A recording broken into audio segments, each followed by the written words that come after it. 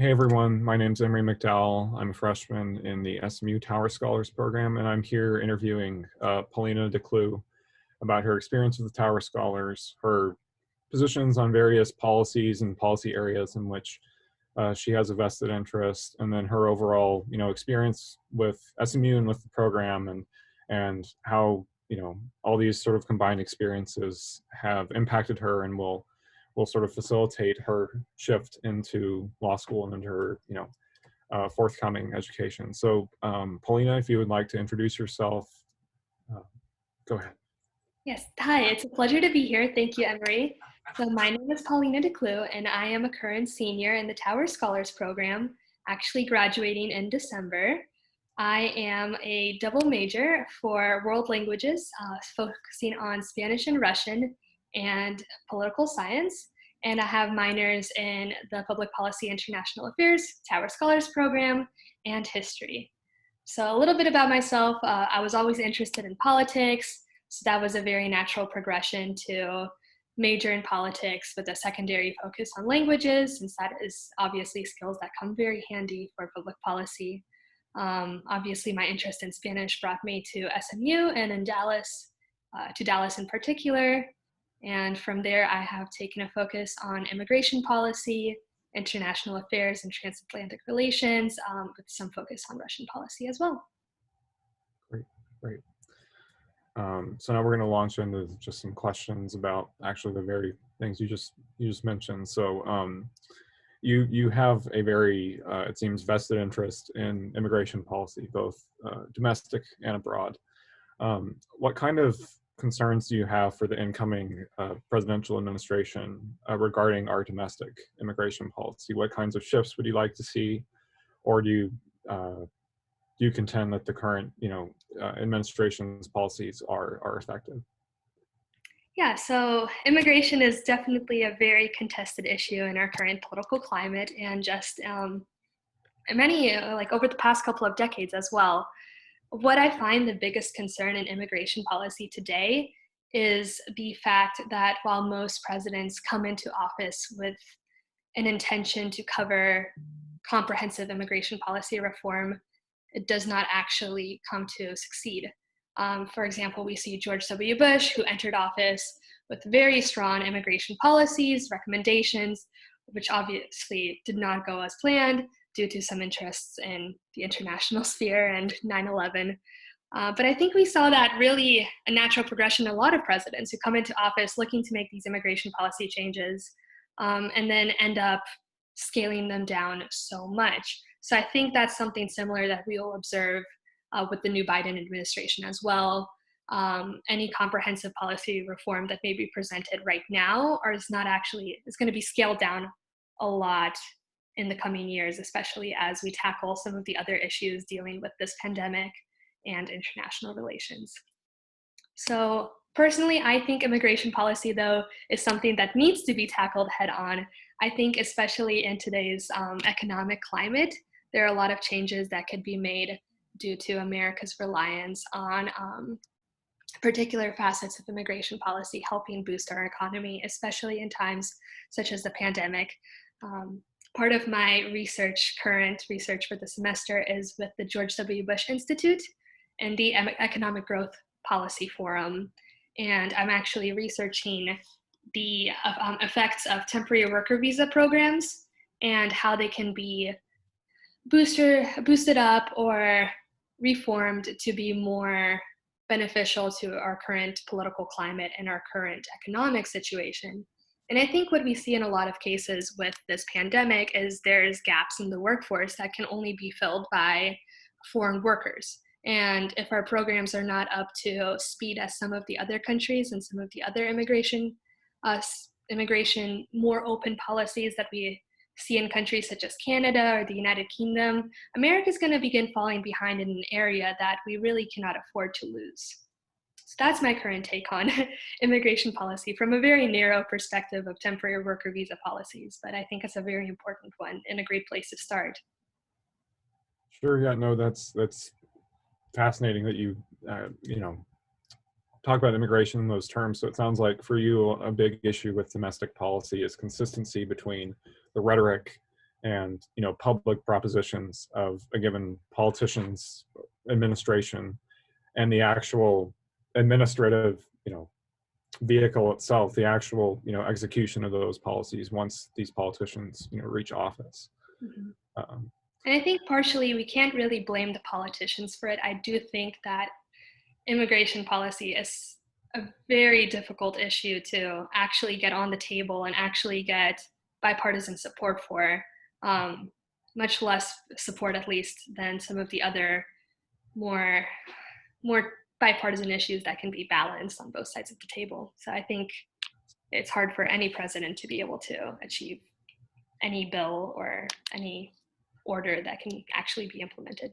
well, and to that point, it does seem that there are very hypercharged arguments on both sides of the aisle.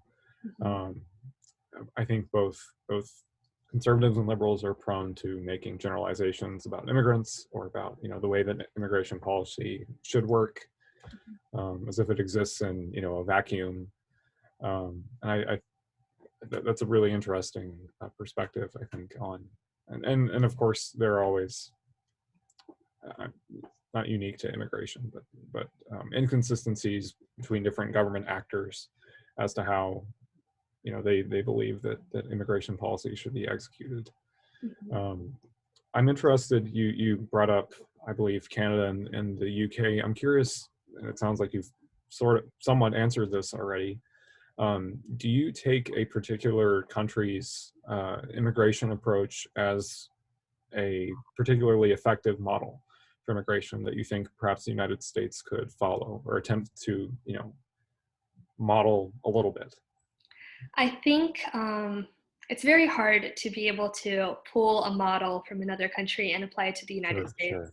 Yeah. just because America is very different than some of the other countries I've mentioned or we see Sure. having more open immigration policies. And I think partially that is due to the bipartisan system we have, and just like the very polarized sides that we have come to observe in the coming years and in the previous years. So I think that it would be very hard to implement something as Canada, where they have a more streamlined, easy process for citizenship and more open channels for legal immigration. It would be very hard to implement like something like that in America, and it might not succeed at all. So it's more about fixing the system we have here rather than a comprehensive reform. Even though a comprehensive reform may be the best option, I don't think it's viable in today's climate. So I think Not, that not, some aspects need to be changed, and obviously the aspects we can attack first are the areas we can eliminate some of the bureaucracy, eliminate some of the long wait times, some of the yeah. pre-existing obstacles that make immigration so difficult. And in fact, we might notice that it cuts down a lot of our budget for immigration too, which would ultimately, impact our economic situation for the better.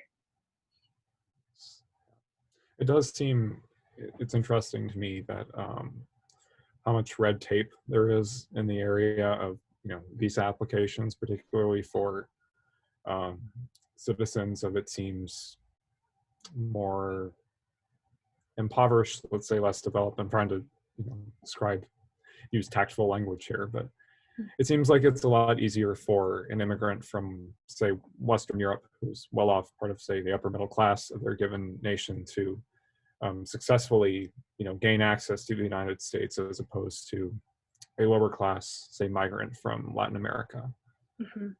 And that seems to be the cause, I would agree, of a lot of political in the United States, because many migrants make their way here anyways, it seems.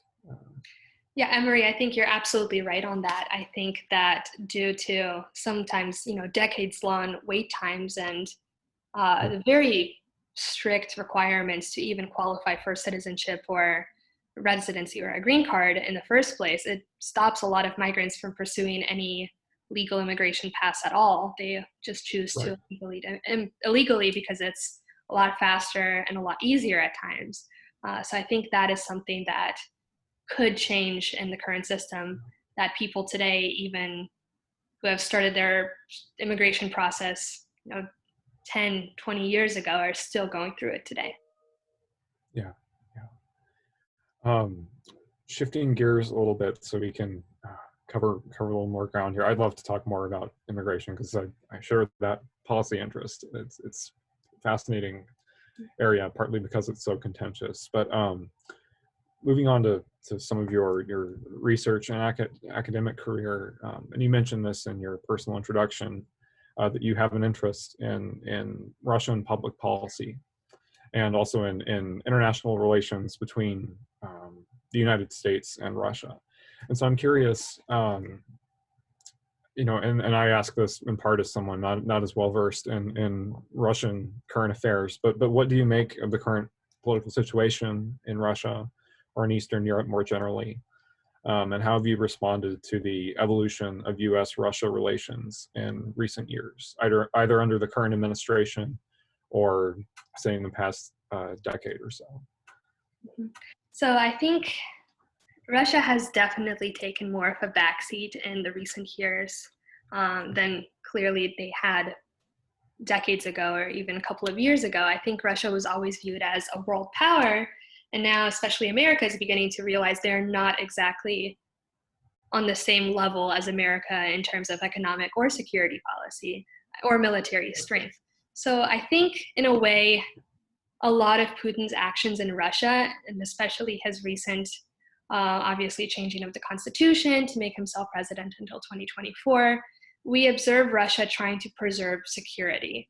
Some of the studies I have done in Professor Wiegren's class for Russian politics has mentioned that Russia is not prone to being a democracy. It's a lot more prone to being a dictatorship or a more authoritarian regime because of the great instability that we faced in communist times. It caused Russia to seek security and stability in sometimes more drastic ways, hence leaders like Putin being much more acceptable or at least tolerated in Russia than we could see in some of countries of Western Europe or America today. So I think that Russia will continue down the authoritarian path. I don't really see it growing as a world status in the same capacity that it did in the 60s, 70s, up to the end of the Cold War. But I do think it wants a seat at the table in terms of NATO relations, in terms of the EU. I think Russia's really trying to exert its influence in certain areas of the world, and I think we see that in Latin America and the Middle East mostly today, but I don't foresee it being as much of a security threat to America as China, for example. That's a fascinating response, and that seems in tune with, the only encounters I've had with contemporary Russia are actually through, political cartoons or satire pieces, Saturday Night Live, so on and so forth. But that does seem to be a trend that Russia is moving in that authoritarian direction rather freely, and that's a fascinating answer, and again I return to that question. How what do you make of U.S.-Russian relations today? It sounds like, based off of that answer, it's fair to say that perhaps we ought not view Russia as the threat or the competitor that we used to see it as. But I'm curious because I know there are lots of very strong opinions about, say, the Trump administration's relationship with Putin and his regime. Yeah, I think we're definitely entering an unprecedented time of, obviously the past couple of years have been very rocky in terms of U.S.-Russia relations with the Trump administration, and now entering the Biden administration, that casts a lot of doubt on what the relationship with Russia will be. Yes. I personally think that in a way it's beneficial to have an open dialogue. I think it would be very unwise for a country to cut, since Russia, although is not a world power in the same sense it was before, it's a major player. There's still many countries in Europe that are under Russia's influence, and more countries that are afraid of Russia's influence and falling under Russia's influence. So I think by closing off all channels of communication or destroying the relationship entirely would not benefit the United States, and we might see some areas of the world where the United States does have a lot of power and influence, such as the Middle East, fall Yes. more under Russia's influence if we just sever those ties with Russia entirely. And it's interesting that you say that. If I remember correctly from a headline I read the other day, uh, Vladimir Putin was one of the few leaders not to have recognized Biden's victory in the 2020 election yet. And so it's interesting how, in some ways, that may foreshadow that sort of concerning fragmentation or fracturing of that relationship that you're describing. Mm-hmm. That's an interesting take on that situation. I know many pundits and so on and so forth are critical of the current administration for perhaps saddling up to the Putin regime, perhaps too much. But that what you're saying certainly makes a lot of sense. That it's important to facilitate open communication with a world power such as Russia. And I think like what we saw over the past couple of years is so many sanctions being thrown at Russia, Yes. and we haven't really seen any response that justified the sanctions in a way of, we haven't seen a change in Russia's behavior or a correction of Russia's behavior, which makes you wonder if throwing sanctions at Russia or constantly punishing it is really the best move, or because Russia is going to behave in the way Russia is going to behave. I don't foresee that really changing no matter how much America tries to cut it off. Vladimir Putin will not become a human rights advocate just because we throw some embargo at him or something. Mm-hmm. No, that makes pivoting again and here really focusing on your trajectory as a student. I think we mentioned this at the beginning of the interview, but you plan on attending law school, hopefully over the next couple of years. And so as a pre-law student, with obviously a vested interest in public policy and public affairs, what have you gained from your involvement with the criminal defense law firm with which you interned, that you mentioned earlier? Yes, so I have been interning with a criminal defense law firm for 2 years now, up until this semester, actually, with graduation coming up and all, and plans for law school. But I think I learned a lot of lessons outside the classroom, even more than I have inside the classroom. In reality, I think it's something we talk about in Tower Scholars program all the time, and it's policy and practice versus policy and theory. And you see that a lot in the workforce itself. While something might be idealized on paper, it does not work that well in theory. And I think that is a lot of our criminal justice process and programs. There's a lot of areas where it could definitely be amended. And I think working at the firm made me realize that.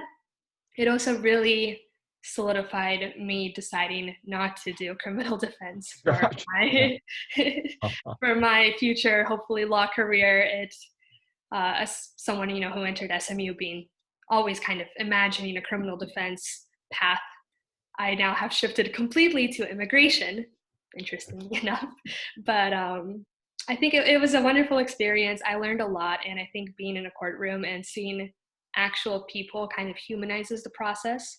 Yes. And you realize you're dealing with policy and you're dealing with papers, but you also realize it's a whole other aspect that involves humans. And I think that's very important to remember whenever you're making any decision. It sounds like you've gained a lot from that experience then. And I'm curious, what are some policy areas that you think require amendment, just from what you saw in your involvement at this firm? And that's confidential or too in the weeds. I understand, but Just curious to hear what you think needs to change. Well, I think the one, if I may be very candid here, uh, Sure. the one part about criminal justice that I still don't understand, and maybe will not for quite some time, is you see cases of nonviolent crime being punished for many decades, and you see examples of people also coasting through with just a penalty on their record, and later that being wiped away. And it really makes you question. And I don't think that it's necessarily a corrupt system. I just think there's areas of, uh, I guess, criminal justice reform that could be done to make sure that all lawyers kind of implement that in their training and in their conduction of clients and the processes. I It's kind of hard to word, but I think it's tough. It's tough to see some people just be victims of a system. Yes. Well, it seems to me that particularly penalties on, for instance, drug possession violations are very, very stringent, even today. I mean, I think those penalties have diminished slightly over time, but it also seems to me that those penalties can be situated within the broader disparities between different communities in the United States. The ways in which minimum sentencings for crack possession are so much higher than those for cocaine, and how that disproportionately affects poor and or frequently African American or Latino communities.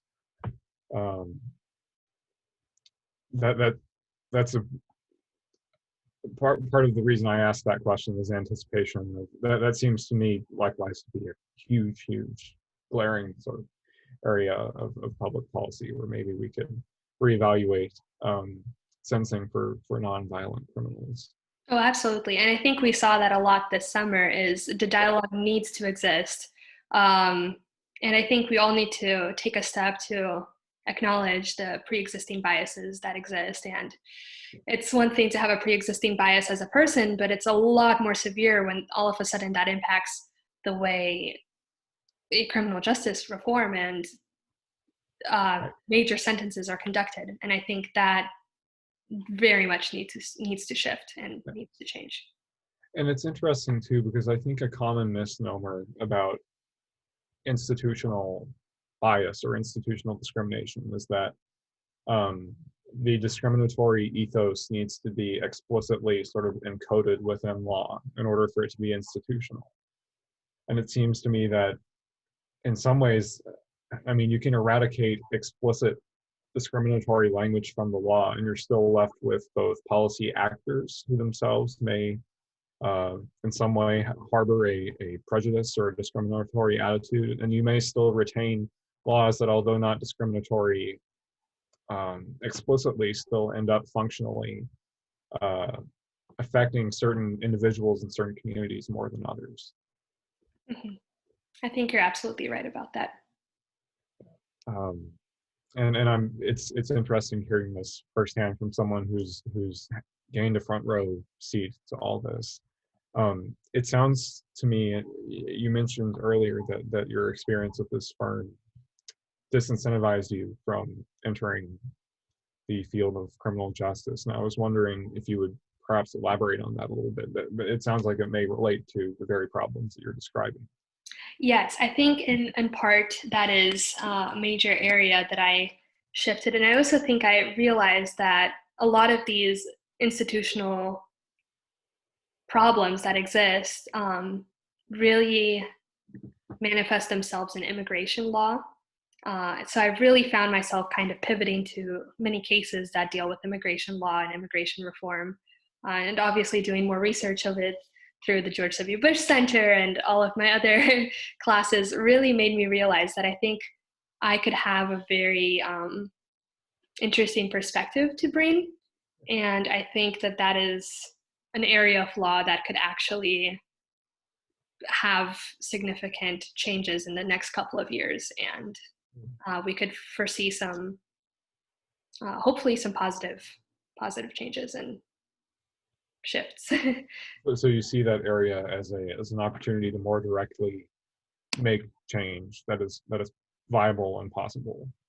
Yes, yes, I do. I do. I do think criminal justice reform also is very important.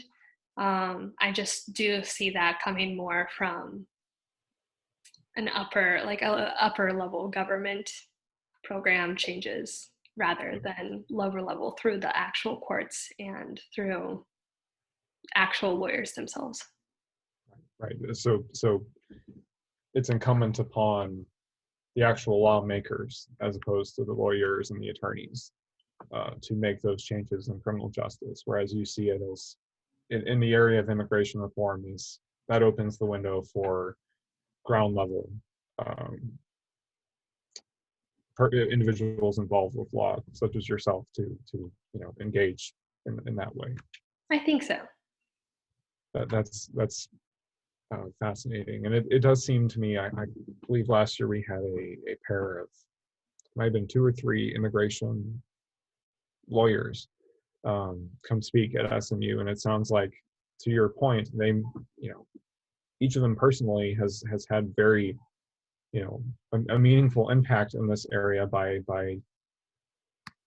operating just taking individual cases and um, defending their clients in such a way that person by person, family by family, they can help sort of pave the way for a better, I would say, perhaps a more just and egalitarian approach to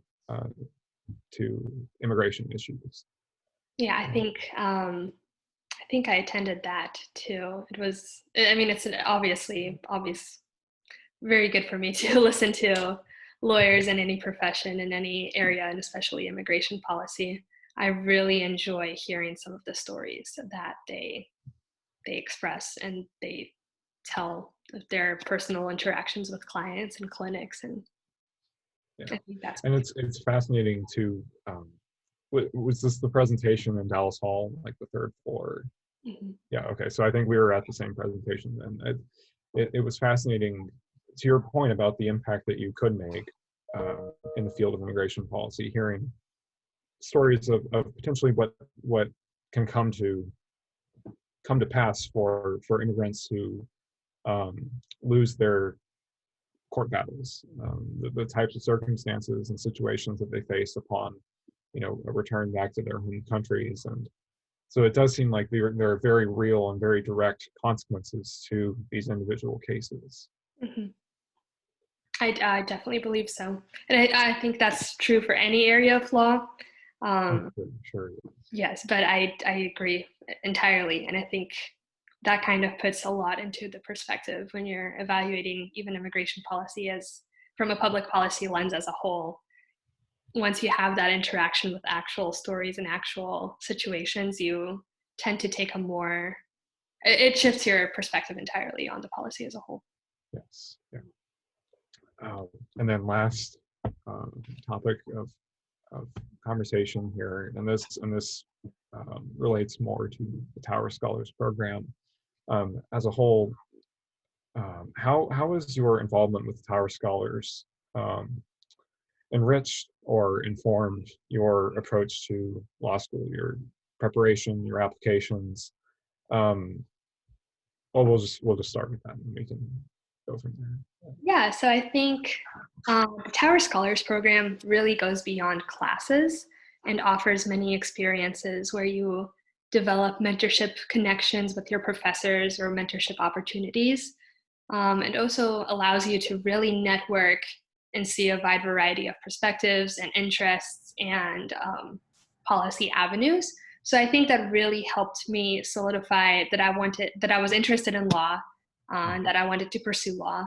And I think it offered me the connections that were necessary for me to have strong role models to look up to when I was going through my application process and Yeah. really just kind of understanding why I was entering this field.